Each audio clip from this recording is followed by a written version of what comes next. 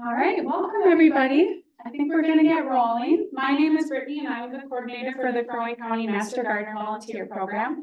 And we're here today both in person and on Zoom with Kayla Maria, sorry. So over the past decade, Kayla Maria she's a citizen of the Standing Rock Sioux tribe and has devoted her career to the arts as a curator, educator, entrepreneur, advocate for emerging artists, and business of art consultant. Previously, Kayla worked with the McGrosty Art Center as a gallery director. She has curated and organized contemporary art exhibitions in Grand Rapids, Minnesota, and Rapid City, South Dakota. Kayla has been in residence at the Banff Center, served on the Grand Rapids Art and Culture Commission, and was trustee with the Blandon Foundation. She holds a BA in psychology and American Indian Studies from St. Cloud State University and has studied arts administration at the University of Minnesota, Twin Cities. So we have quite a treat in front of us today. Take it away, Kayla. Awesome. Ampe washde, mihakiapi, chante washde nape choose apie, ishata tinchelo winimati apie, Kayla Maria Amy. Hi everybody, my name is Kayla Schubert. Like Brittany said, thank you Brittany for that wonderful introduction. Thanks for giving it to me. My name is Kayla. I am a first-year Master Gardener, and today we are our first-year Master Gardener intern. So actually at the end of December, hopefully I'll be getting my new name tag. So thanks for joining me today. Today we're going to be discussing designing an Indigenous garden. And as you'll see on the screen, I have had to add part one to the Scaleable Practices to Build Community. Several months ago when I decided to kind of take on this presentation and approach this topic kind of both as a Lakota person and through a Master Gardener lens, I was thinking really big. And as I started researching and diving in even deeper, I realized this is such a huge topic. And I think this part one of the series can go on and get more regional and focused on our specific area in Crow Wing County, but also expand out to a global audience as well, potentially. So just looking at our first slide here is one of my favorite pictures that I took this summer with the goldenrod. I think that there's also wild bergamot in there. And it was just a really beautiful moment, kind of see these flowers in bloom at the height of their prime and kind of coming together in a community. So let me switch slides here real quick. Thanks for bearing with me there. So like I said, this is really kind of an intro to Indigenous gardening, a pretty broad overview today. I'm going to try to keep it within, I guess, our area, like I said, in Crow Wing County, but then also realizing that Indigenous people are all around the globe. Another thing that I was thinking of as I was pulling this presentation together was the changing climate and how here in our own county, in our own area, across the Great Plains and the upper Midwest, there's so many different types of gardening practices. And when you walk out on the land, like here's an image close to where I live by the Nokasippi River, you can see evidence, historical and contemporary, of land use. And hopefully this also encourages folks to get out and explore our own area with a different perspective, a different lens, and get excited about taking action, I guess, on building a community and approaching climate change from a local level. So like I said, the intention of today is really, I want this to essentially start to be a stepping stone for a broader conversation. Like you had heard, I have a pretty long history in nonprofits and arts administration sectors and have had the opportunity to be a part of a number of grassroots movements, bringing people together, building capacity within organizations and within communities that are seeking resources and connectivity. So I'm hoping that by starting this presentation today is just one step along a longer journey within our area, within our region, to bring people together in curiosity and wonder. I know myself, when I go out on the land, I'm always looking at details, watching like the phenological changes that are taking place season by season. As we move through the presentation, you'll see a lot of these images are things that I've taken as I've explored my land. I currently, with my partner, am on about 40 acres near Fort Ripley, and we're working to manage that sustainably and start utilizing some of these techniques ourselves to create a area that we can pass down to our children and our grandchildren. And hopefully coming out of this, we'll also be able to connect with other people who are like-minded and interested in this as well. So we can learn from each other's mistakes and successes, and continue to utilize these techniques that we'll talk about here in a minute. So a brief historical context here.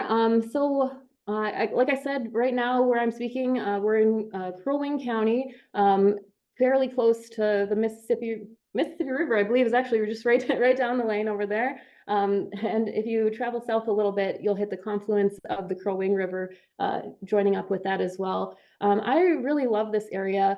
As a Lakota person, my ancestry is from the Oceti-Sakowin, which means 7 council fires.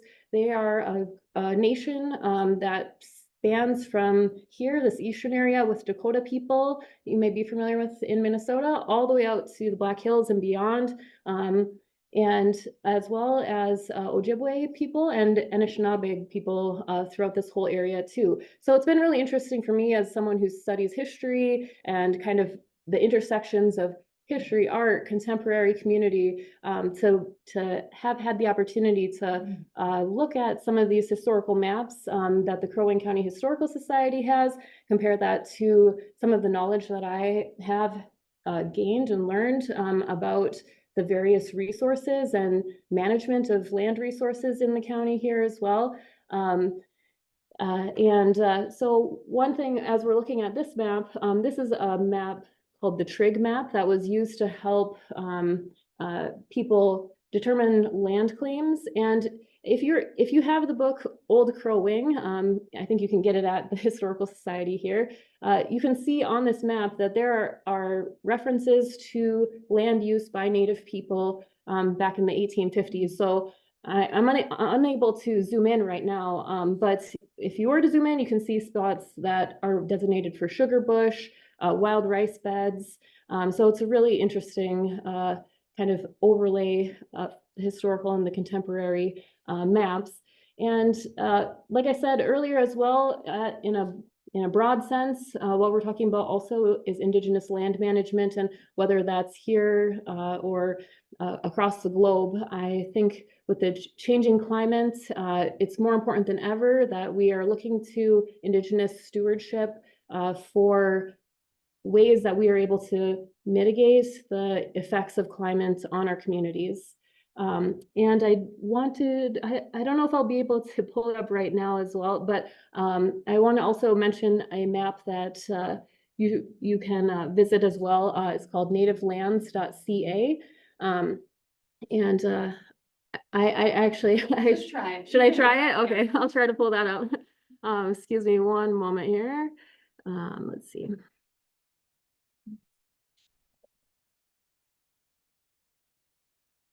Okay, so this is a map that I really like to share with people when they're just getting started thinking about Indigenous territories, belonging, the space that they're occupying. And so if we come here, so looking at today's presentation, many of the practices and techniques that I'm going to be talking about are going to be originating in the North American continent as well as South America.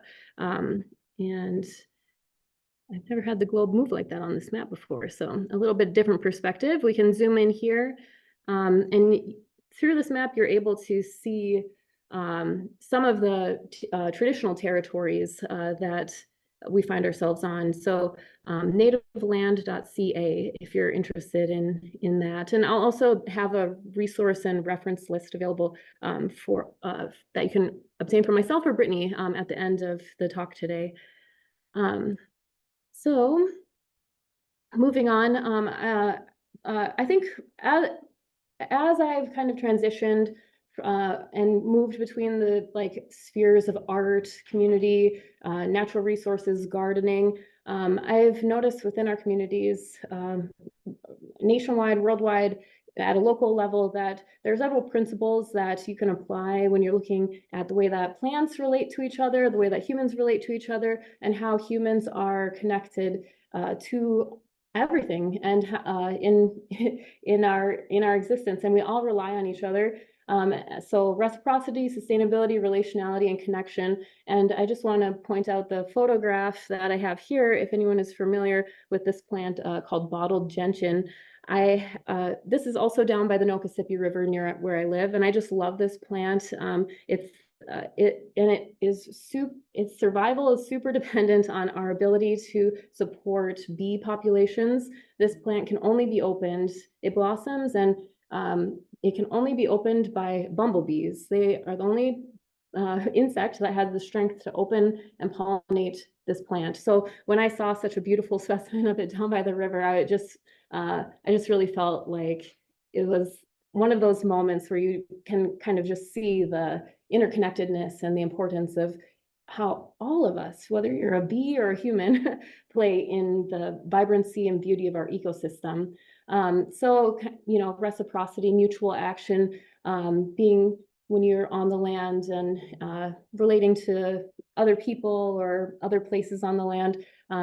I think in my culture, making sure that you have offerings for the land or for people who are knowledge bearers, who are giving you information, sustainability. When I think back to the map that we just saw from the trig map from the 1850s, I'm also always thinking about the political nature of indigeneity or being a tribal member, tribal citizen, and how back in the 1800s, after the Fur Trade era, when treaties were being signed, our leaders were so conscious, so powerful and thoughtful to be thinking towards the future, 7 generations ahead. What aspects of the land are we trying to maintain and perpetuate forward for our descendants to be able to, like who we are now, to be able to utilize these and access these spaces. Relationality, Mitakie Oyasin, we're all connected. I think just the most beautiful and wonderful thing about being alive is that we truly are connected to everything, from the stars to the soil. We're all part of the same matter and the same energy and the same spirit. So what happens to us and the ways that we move about the world impacts the butterfly effect, I suppose you could say, out and ripples around us all. And connection, belonging. I've found in my work that one of the most important things I think we all know is that people feel like they belong, that they are loved, that they have a spot and place in community. And I truly believe that being on the land, working with the soil, finding ways to be healthy and contribute to a totality of well-being for all of us, that sense of belonging is critical to happy and to happy life.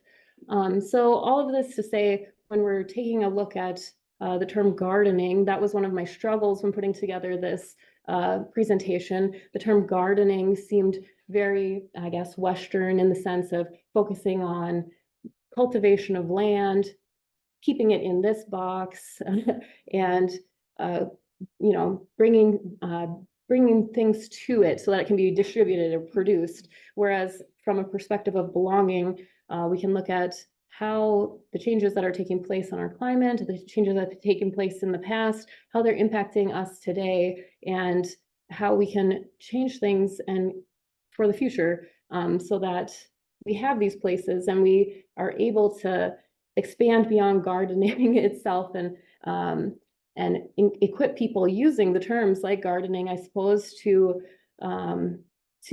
contribute to a healthier way of life and a healthier planet for all of us.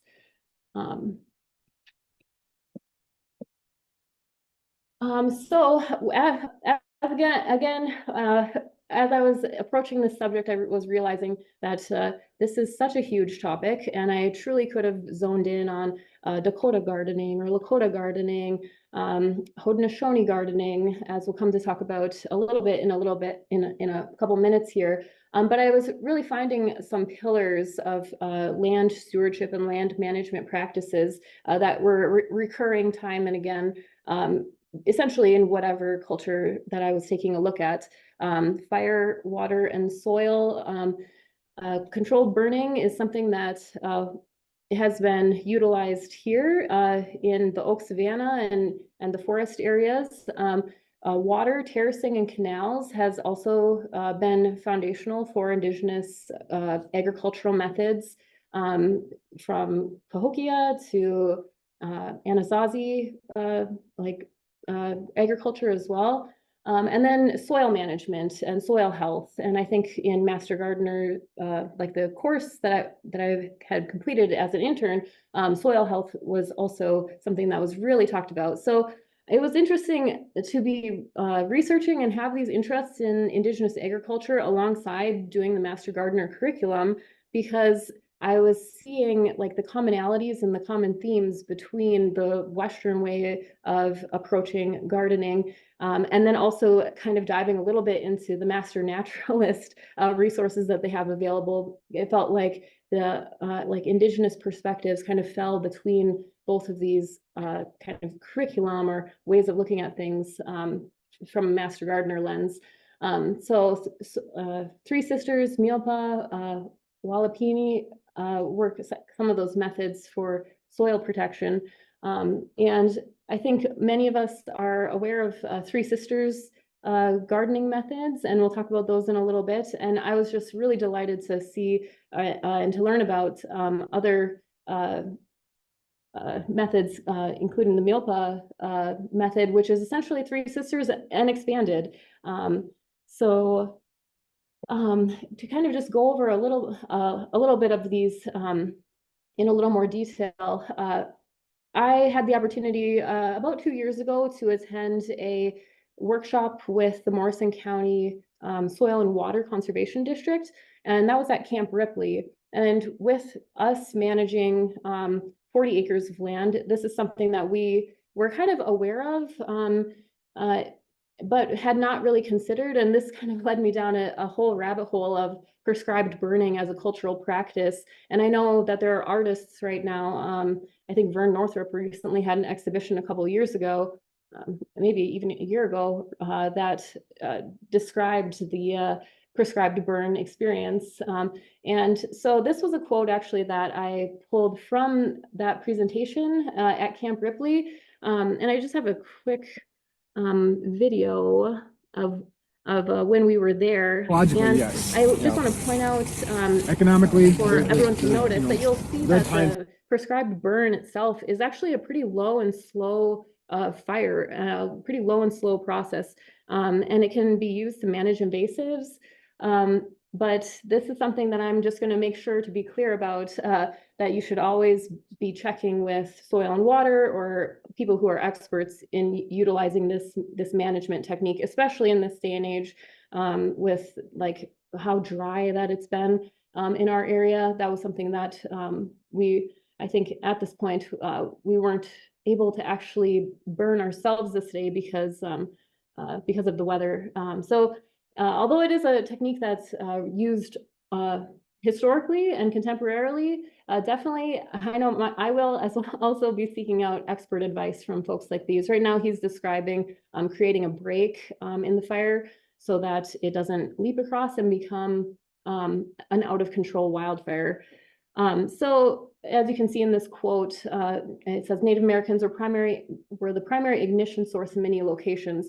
And when I was at this presentation, they were discussing an article from, I believe it was 1913, which had, it was like a kind of a case study about the number of prescribed burns in our area and how Oak Savanna, kind of the area where I live, actually benefits from being burned. And historically, these burns were managed in a way that was creating a sustainable loop and essentially regenerative agriculture along corridors where people were traveling, where animals were traveling. In our county, I truly believe that you can see the impacts of the historical prescribed burns with the amount of berries that we have. I think there's a couple trails that I've been on, like in Crow Wing County, and they are notable for their blackberry and raspberry harvesting techniques. And so you can see, when you're managing a piece of land like mine, or how the county's managing, we can create cycles and loops that allow for more food and more nutrition and more access to these things that are just growing up, food that's just growing out of the ground for all of us to enjoy with proper management. I also, since I'm not an expert in prescribed burns or prescribed fire, I was able to find this resource from National Geographic that's discussing prescribed burning, and I'll play it here. It's just a couple minutes long for us here. Forward. It's lighting low-intensity fires, which burns up the fuels in the forest and helps living things there regenerate. And Kayla says that the Karuk, Yurok, and Hoopa tribes in Northern California have been burning the land for 13. Maybe if you Prices. Sierra, let's get moving. Okay. Cultural burning is pretty straightforward. It's lighting low-intensity fires, which burns up the fuels in the forest and helps living things there regenerate. And Kayla says that the Karuk, Yurok, and Hoopa tribes in Northern California have been burning the land for 13,000 years. Like back in the day, I think estimates are that about 8 million acres of California was burned every year in these cultural burns, these low-intensity burns. In fact, they've been doing it for so long that there are certain species of tree that a lot of the pines there, for example, can't germinate unless the cones are opened by fire. And you might think, oh, well, that's because it's evolved alongside wildfire, but that's not going to be true. If you think about it, a wildfire is so hot that when it comes through, it'd burn up the cones and it would burn up the seeds as well.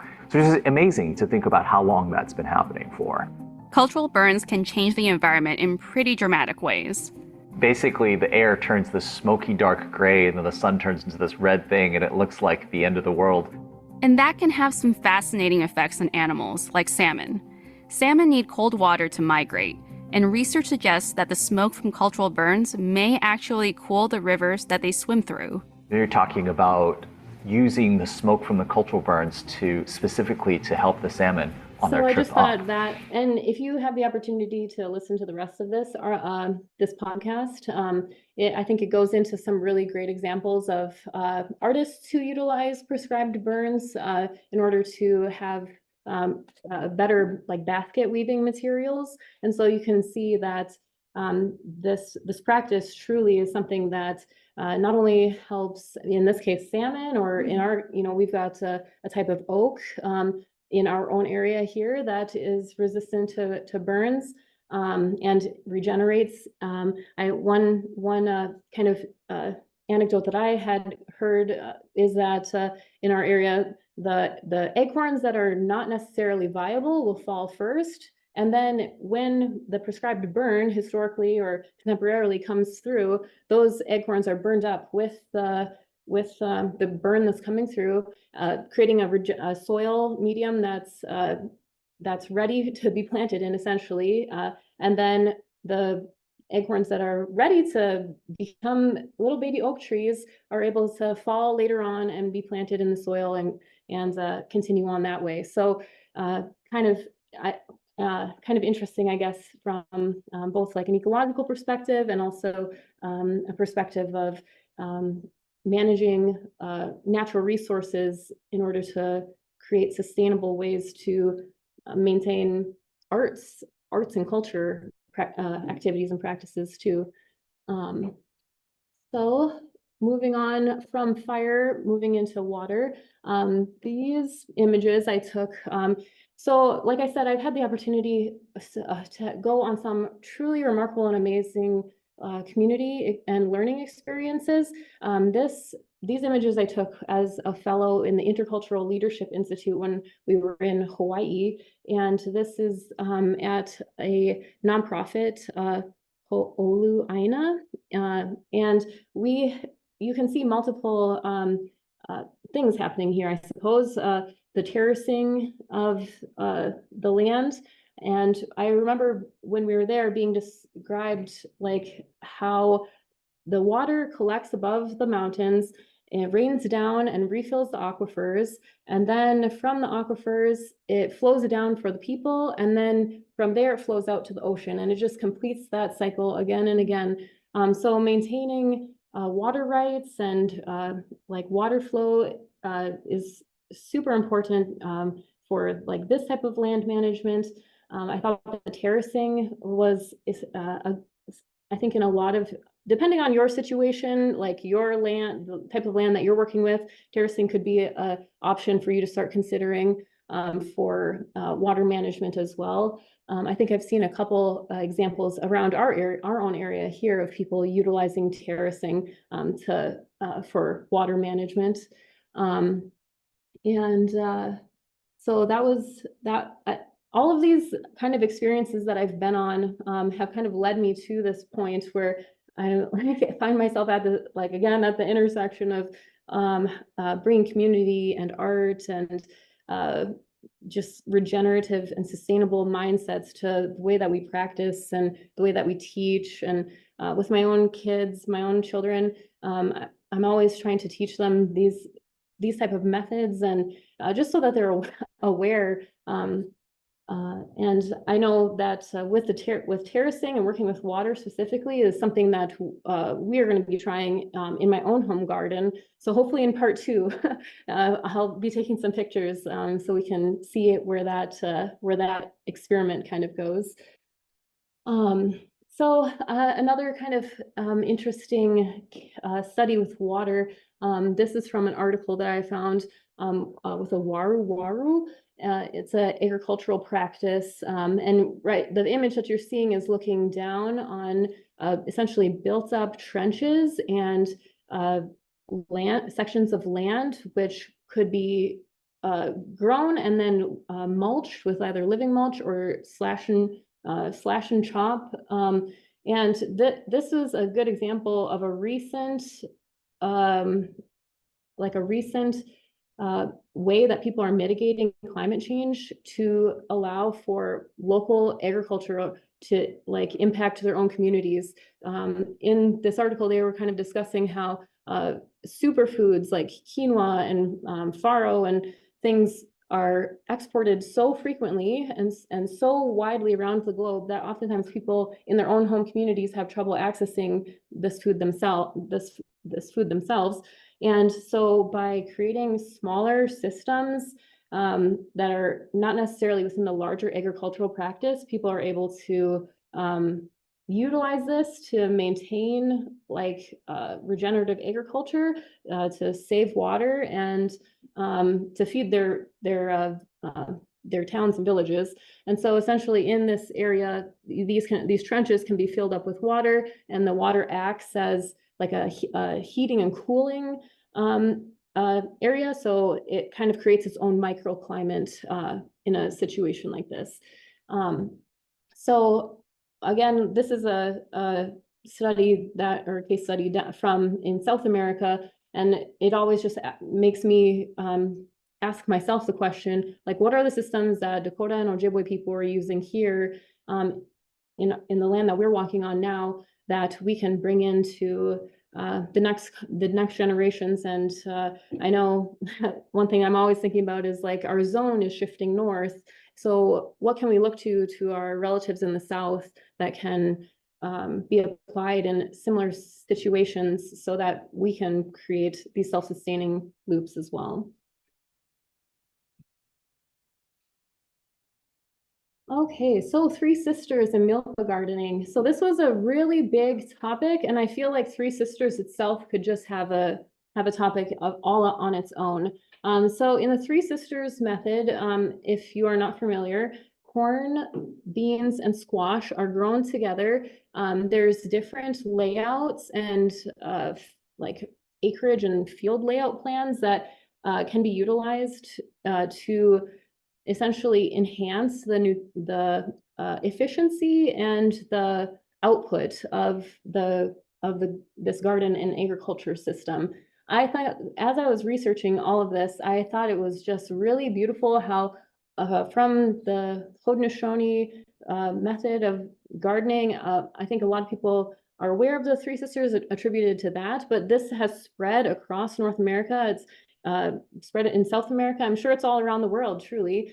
And it's one of these examples of intentional and predictable knowledge. And like going back to the title of this presentation, Designing an Indigenous Garden, I think the intentional and predictable design of Indigenous science is really highlighted in the way that Three Sisters and Milpa gardening enhances and like contributes to community nutrition, community vibrancy, truly. And so essentially what we're also talking about is companion planting, which I feel like many people are familiar with companion planting here.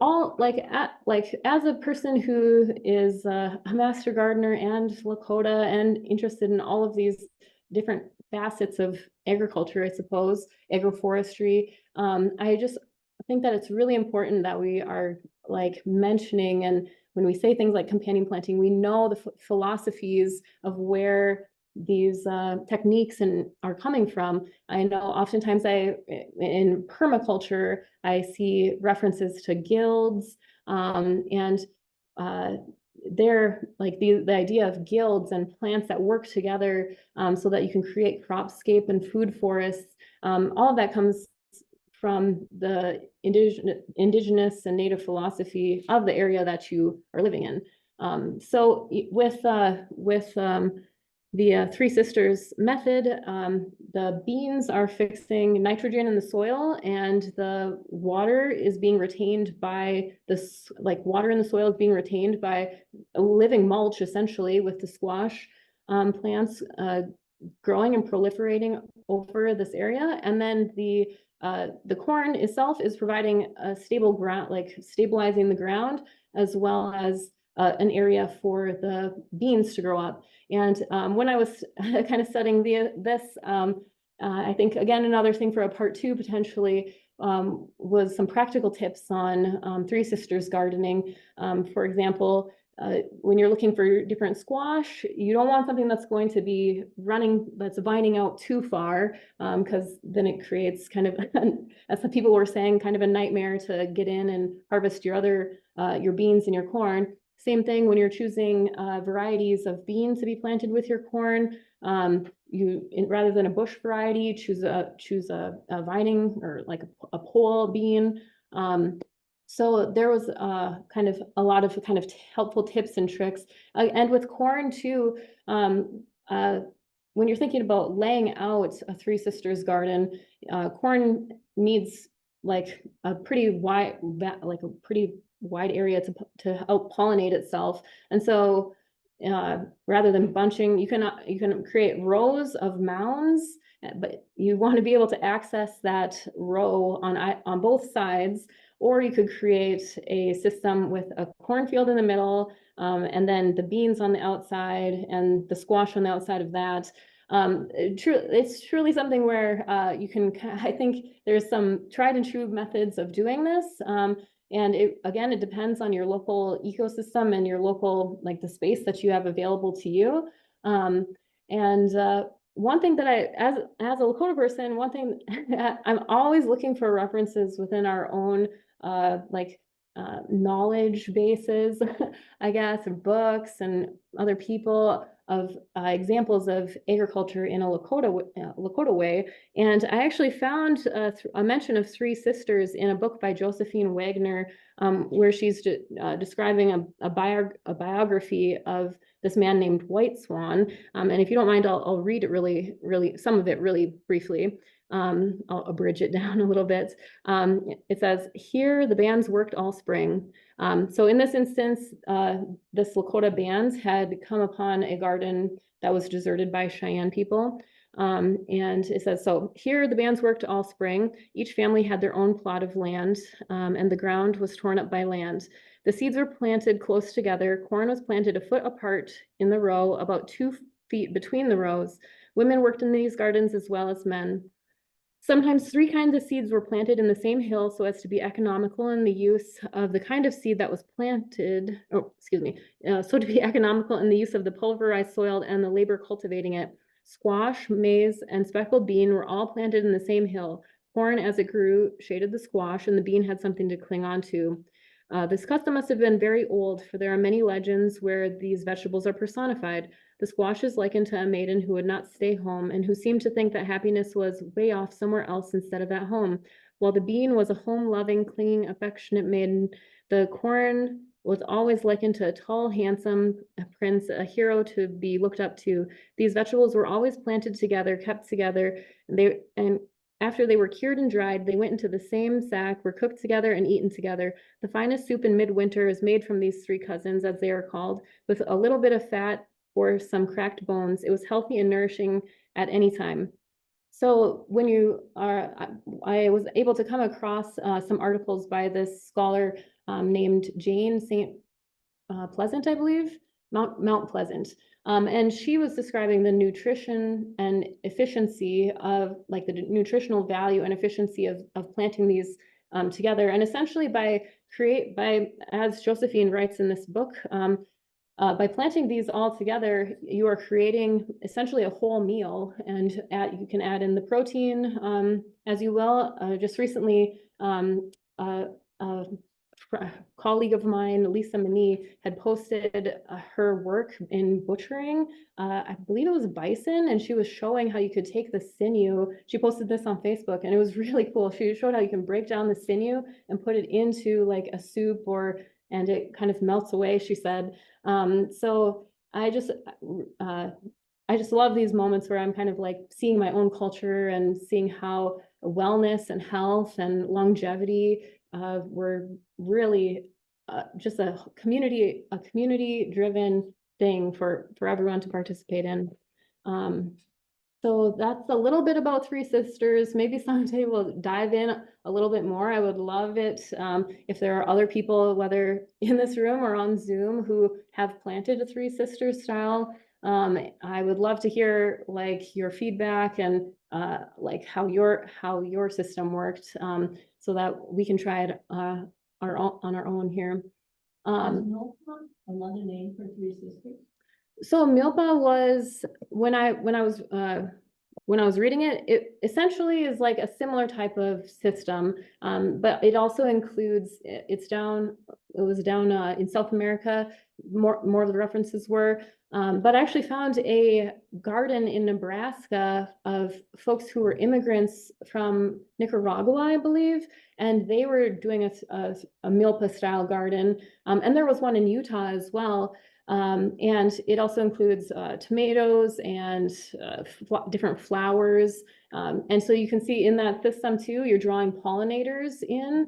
So it's, and creating, some of them actually even had like fortress plants on the outside to stop encroaching like terrain or weeds and this. And so it was really interesting to see like how it's like kind of like Three Sisters and expanded. So, you know, we can learn from and integrate all these methods into our gardens, community gardens today too.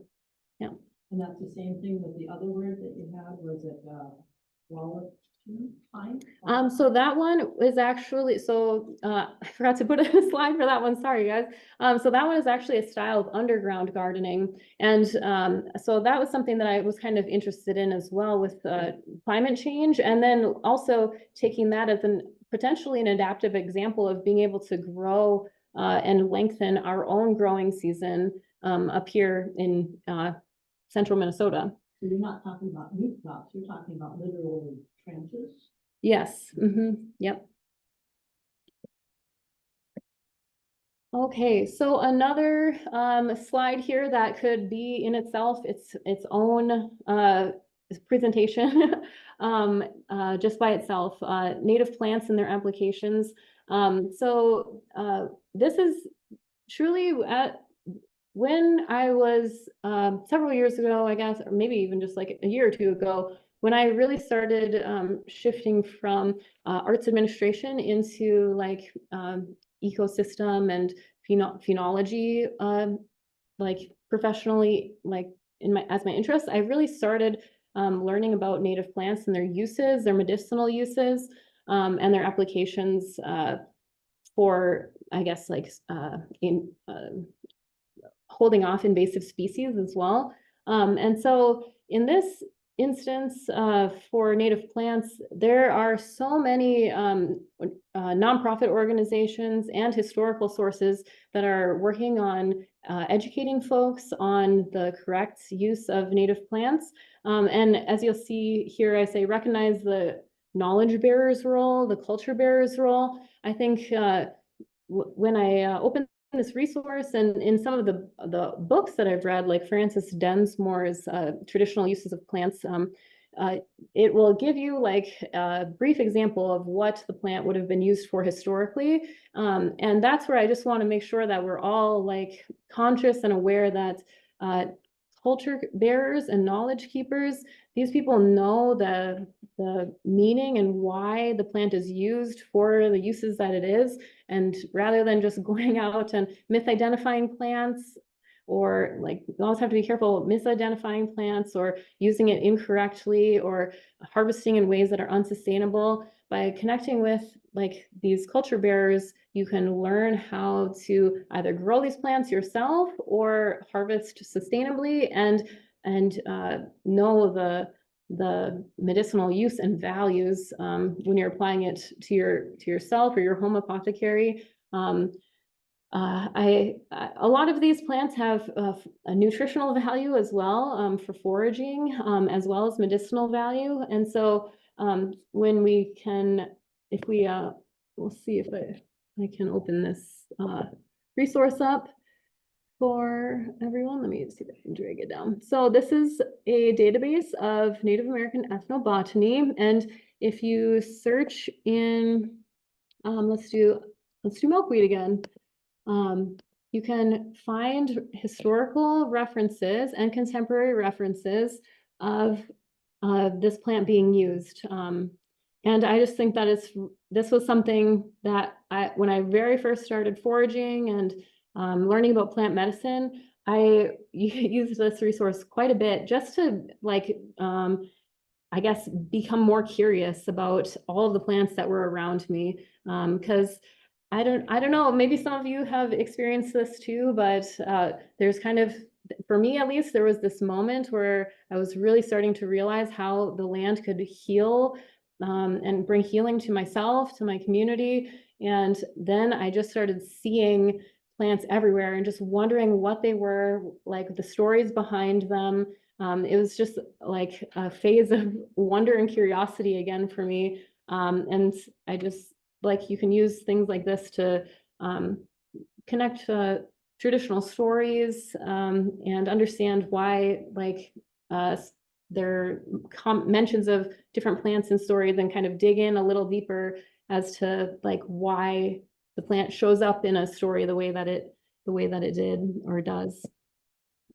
So that, but yeah, native plants, there is a lot of contemporary foragers who share information about medicinal plants as well. So definitely, if you're interested in any of those resources, please reach out. And I guess in my whole career and my whole history, what I love doing is finding cool resources and connecting those resources with the people who have ideas and people who are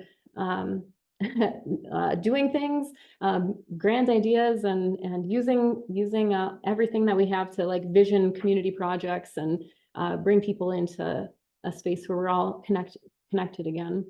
Kayla, before you go too much farther, Yes. there was questions in on Zoom about the W word that was with Three Sisters and Milpa. Do you mind just kind of going back to it? and Yes, Speaking yep. to it?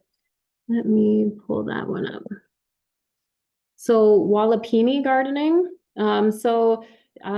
Essentially you nowadays you can dig a trench and excavate. You probably should excavate. And essentially, if you go down below, like up here, so you have to know where your frost lines are. If you go down to a certain level, also where your water table is.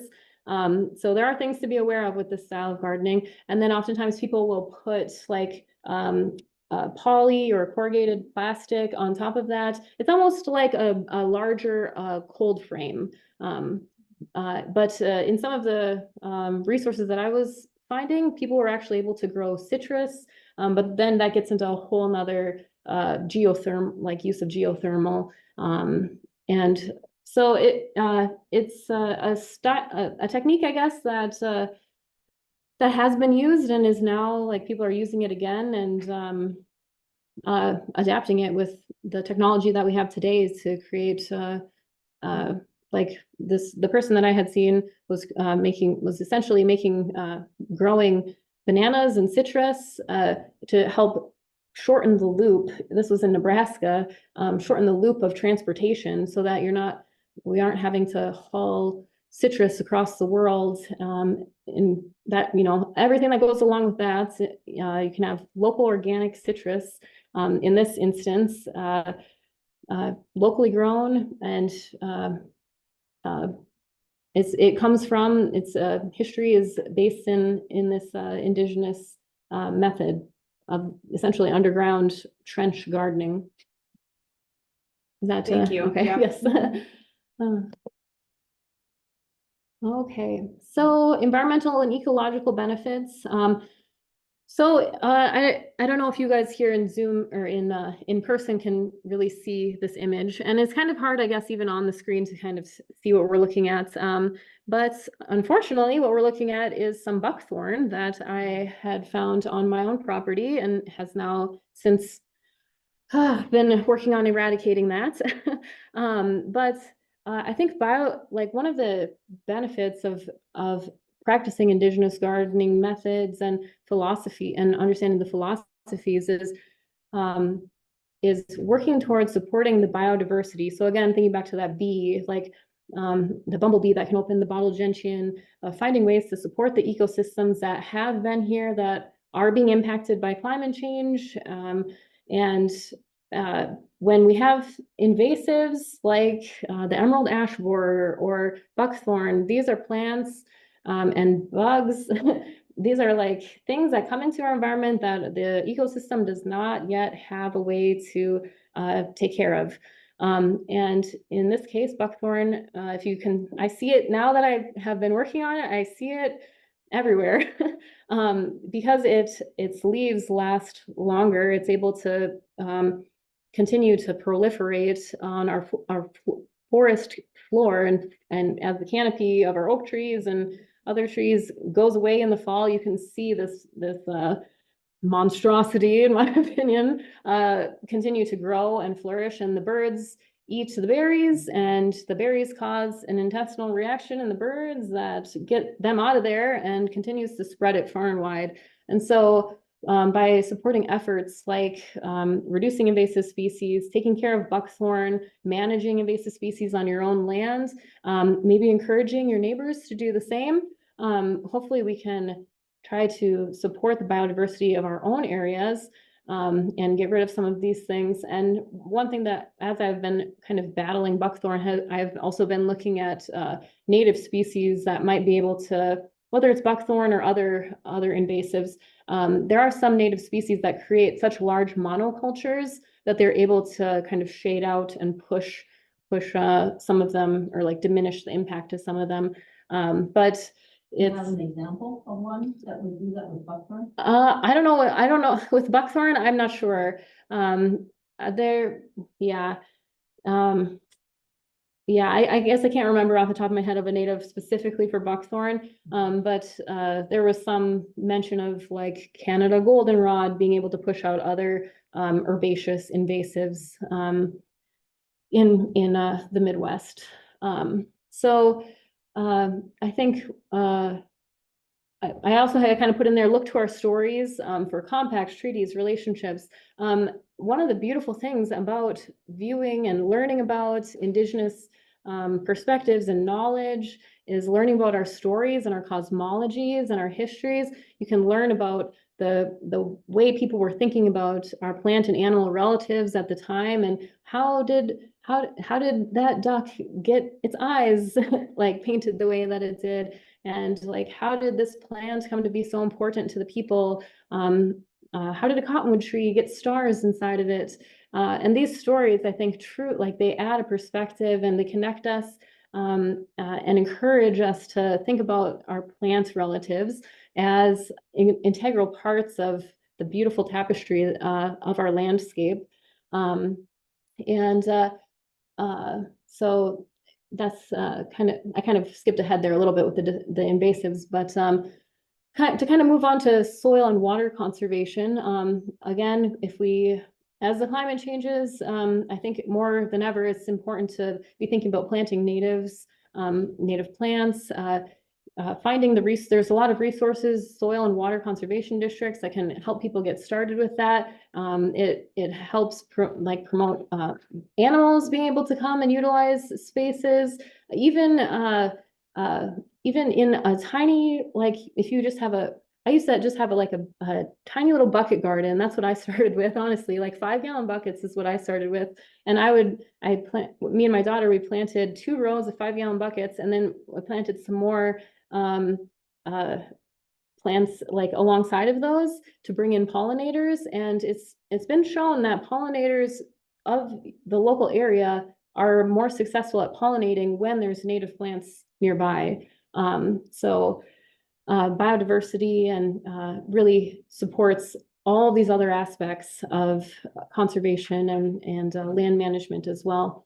I don't think that we have time today, but if anyone has the opportunity, there's this podcast by it's called Points North Podcast. And if you go there and look up the emerald ash borer, EAB, there's a fantastic episode in there about how the scientists had been looking at the devastation that the emerald ash borer has caused on ash forests, but they were noticing that some of these ash trees were essentially starting to be resistant to the emerald ash borer. And so by taking the genetics of these trees, they were able to create a tree that's even more resistant. And so I know here in Crow Wing County, I think this year, right, was the year that it was that emerald ash borer has officially been declared to be here. And I have some beautiful ash trees in my yard too. And so listening to stories of hope and community like this podcast, in the podcast too, they talk about how community citizens can get involved in finding these last trees standing and reporting them back to scientists who are working on supporting the ash tree population in our area or the upper Midwest. And that study kind of moves us into I think this came out very recently, this most recent study about beechnut hazelnuts cultivation in the Pacific Northwest. As you can see here, I highly encourage you to read the news article, but also go take a look at the actual study itself. And it shows that Indigenous people were purposely cultivating and relocating specific genetic populations of hazelnuts through an entire area of the Northwest, kind of the Northwest Territories there. And so it's, I think, I read a lot of like old history books and stuff, and I always hear this language, or you see in like historical American art, of the Wild West and like the wildness of nature. But truly, when we think about like Indigenous agriculture and how people were intentionally working with the land, when you take that different perspective, you see that it was not necessarily a wild place, but it was carefully managed for the benefit and the like reciprocal relationship that people had to the place where they are from or where they emerged from. I think like it seems more and more that Indigenous science and tribal stewardship of land is being brought to the surface, or at least to like the mainstream, so that like these methods can be practiced again, whether that's the prescribed burning or like working with this emerald ash borer issue, and the folks who utilize the ash tree for traditional craft and art. I think it's really cool to kind of see these realities emerge, and hopefully we can look to these techniques in the future as a way to, again, mitigate some of the oncoming issues that we'll be having as the climate continues to change. Just a couple more slides here to wrap up. Just some considerations for us all, and maybe things as well to bring into part 2 or 3, is kind of going back again to where like our ancestors as tribal people were very thoughtfully and critically looking at like land and maintaining access and rights to utilize land. In the podcast about the fire earlier on, you'll hear a woman discussing how in their treaties, prescribed burning was never mentioned. So there's a discussion about whether they, like, how does the I don't know, national parks work with these people to help maintain the rights to burn so that they are able to practice cultural activities. And so thinking about here in Minnesota, like maintaining access for wild rice beds for folks to study the impact of like sulfates and other pollutants, I guess, into our water system is so important to have tribal members, scientists involved in those decisions so that like we have like such a remarkable like ecosystem that includes wild rice. How do we continue to maintain that and to uplift that so that it's something that all Minnesotans recognize and are proud of? Because I know, you know, Dakota people used to rice as well. I was talking to one of my friends about that a couple of months ago, and with the change, with how things move and change in territories and the impacts of colonialism, that's something that hopefully in the future, more Dakota people will be able to access the resources and the like knowledge to regain the tradition of ricing. Respecting traditional ecological knowledge and practices kind of fits in there.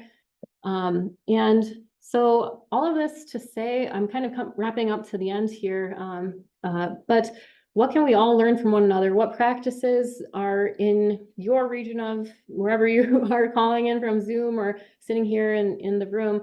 What knowledges have you learned and create sustainable ways for you to pass down to your children so that like this land, we're able to access it and be a part of it once again, create this sustainability where we are not just something apart, but we're all working together as a part of the whole beautiful earth that we live on. So I have kind of put some books that I've been interested in. Like I haven't read The Service Berry yet, but some of these other books have been really foundational for me. Just thinking about my relationship with the land and my relationship to plants and gardening. There are some fantastic organizations here in Minnesota, in North Dakota and South Dakota as well, that are doing this work actively to continue to keep our traditions, our agricultural traditions in practice. And like I had kind of mentioned, as a person who enjoys and really thrives in developing community initiatives and thinking about solutions to problems that we're facing as communities together, I just want to like put it out there that I think it would be fantastic, whether you have questions on Zoom or we could meet in person. I think more and more it's just so critical for us to take this knowledge as a stepping stone to gather, connect, and learn together so that we can share with other people and just continue to pass the knowledge on about like optimistic, solutions-focused ways to approach change in agriculture or climates, or ways to support community health. I know as a Crow Wing Master Gardener, I had the opportunity to deliver food to the food shelf. And it was just really, really cool to see, like, from our own hard work in this community garden, we're able to impact so many people across our region. And I think that we can continue to do that and make it stronger and bring in more perspectives of people who are, here and other places, so that we can continue to bolster these and really uplift our entire community. Yeah, I thank all of you, people on Zoom and everyone who's sitting in here today. Like I said, I have some resources available that I can send over to Brittany, and or you can reach out to me as well. I would love it if anyone's interested in learning more and following along in some of this experimentation. I'm just one individual, but I'd love to kind of keep connecting. And like I said, maybe there's part 2s and 3s to this. Maybe there's ways that we can gather and meet and hear about other folks' experience with gardening and Indigenous philosophies as well. So thank you.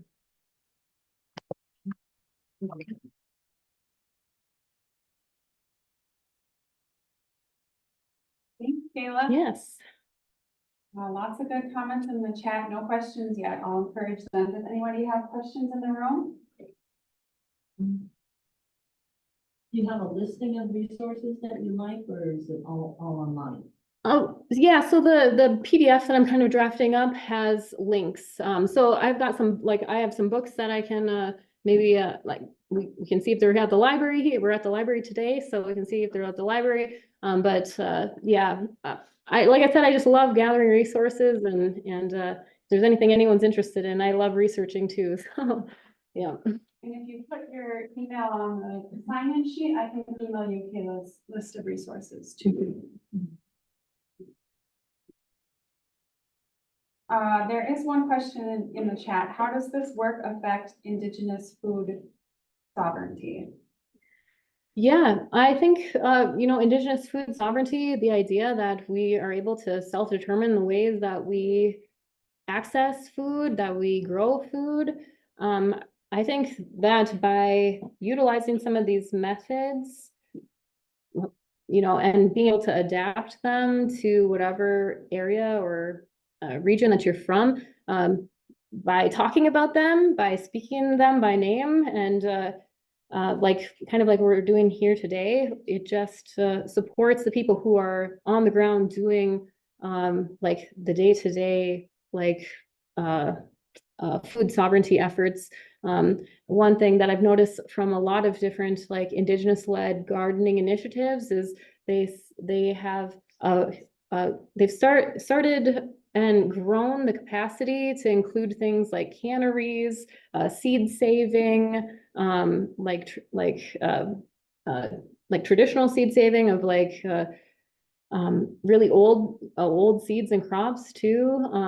And yeah, I think really just by being able to talk about it, and when we see things that are in public, or in permaculture or in regenerative agriculture, if we can also acknowledge that Indigenous people are some of the initiators of those philosophies and thoughts, it just opens up a way for us to have I always think that the more perspectives that you can bring into solving, creating solutions, the better.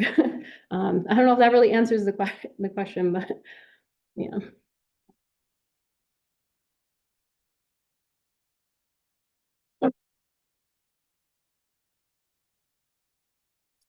Thank you. Yeah. And then requests for the list of the organizations that you mentioned, and maybe I will share that. Cool. Lots of good food for thought. Thank you to all who came in person. Thanks for coming. Yeah. Thank you. All right.